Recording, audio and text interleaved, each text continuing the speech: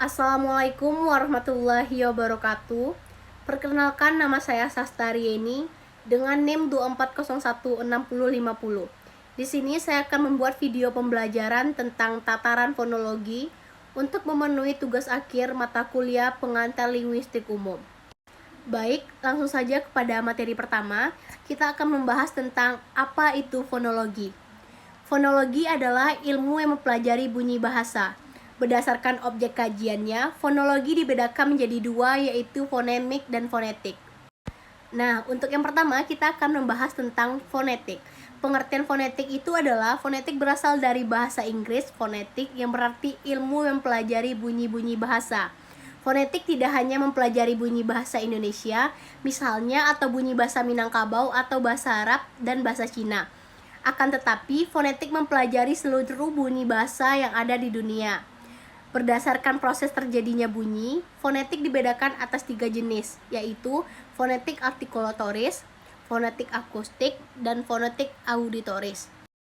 Oke, selanjutnya kita akan membahas tentang pembagian 3 jenis dari fonetik. Yang pertama itu fonetik artikulatoris, adalah cabang fonetik yang mempelajari bagaimana mekanisme alat-alat ucap manusia dalam menghasilkan bahasa dan bagaimana bunyi bahasa itu dihasilkan. Yang kedua, kita akan membahas tentang fonetik akustik, merupakan cabang ilmu fonetik yang mempelajari bunyi sebagai peristiwa fisik ataupun fenomena alam. Dalam fonetik akustik, bunyi-bunyi bahasa dikaji dari segi frekuensi getarannya. Dan yang terakhir, kita akan membahas tentang pengertian fonetik auditoris. Nah, fonetik auditoris ini sendiri adalah cabang fonetik yang mengkhususkan objek kajiannya pada bunyi, pada cara bunyi bahasa sampai ke telinga seseorang, bagaimana cara udara menyampaikan bunyi tersebut dari sumber bunyi sampai ke telinga manusia. Oke, selanjutnya kita akan membahas tentang proses terjadinya bunyi bahasa. Yang pertama itu ada alat ucap manusia. Nah, alat ucap manusia ini adalah menghasilkan bunyi bahasa. Sebenarnya alat yang digunakan untuk menghasilkan bunyi bahasa mempunyai fungsi utama yang bersifat biologis. Umpamaannya paru-paru untuk bernafas, lidah untuk mengecap, dan gigi untuk mengunyah. Yang kedua itu adalah aliran udara. Aliran udara itu sendiri adalah fondasi dari segala macam bunyi. Udara dihasilkan oleh suatu mekanisme aliran udara. Mekanisme aliran udara tersebut ada 3 macam, yaitu mekanisme aliran udara paru-paru, mekanisme aliran udara glotal, dan mekanisme aliran udara langit-langit lunak. Ini menurut pendapat Kuncono. Dari ketiga mekanisme aliran udara tersebut yang dibahas hanya mekanisme paru-paru. Hal itulah yang disebabkan pada umumnya bunyi bahasa dihasilkan melalui mekanisme aliran udara paru-paru tersebut. Selanjutnya, kita akan membahas tentang klasifikasi bunyi bahasa. Klasifikasi bunyi bahasa yang pertama itu adalah konsonan. Konsonan terbentuk bila aliran udara dari paru-paru yang mengalir keluar mendapat hambatan atau rintangan ataupun gangguan pada salah satu titik pertemuan dua alat ucap. Dengan kata lain, konsonan terbentuk berdasarkan cara udara keluar dari paru dan tempat udara mengalami hambatan, rintangan, ataupun gangguan. Yang kedua itu adalah vokal.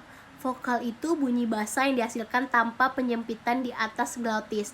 Dalam pembentukan bunyi bahasa yang berupa vokal tidak dikenalkan artikulasi karena vokal dihasilkan dengan penyempilan di atas glotis. Pita suara menjadi bergetar. Setelah kita membahas beberapa materi terkait fonetik, selanjutnya kita akan membahas tentang fonemik. Fonemik itu terbagi menjadi dua, yaitu fonemik dan fonem. Nah, pengertian fonemik itu sendiri adalah bidang ilmu bahasa yang khusus mempelajari bunyi-bunyi bahasa yang signifikan.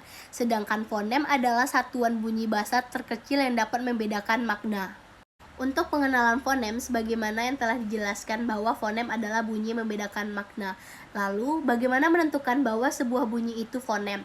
Untuk mengenali apakah sebuah bunyi itu fonem atau bukan, ikutilah prosedur berikut yang telah tertera di samping ini.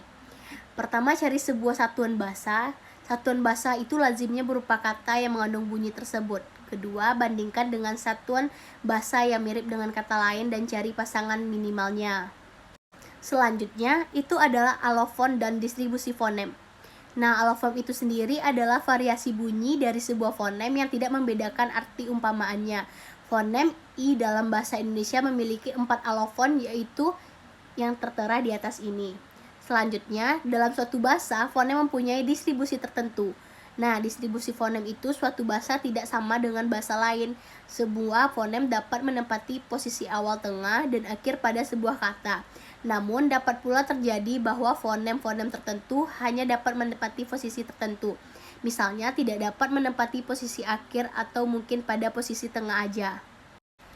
Jadi, dapat disimpulkan dari materi yang saya sampaikan tadi bahwasannya tataran fonologi itu adalah bunyi-bunyi bahasa yang mempunyai banyak cabang.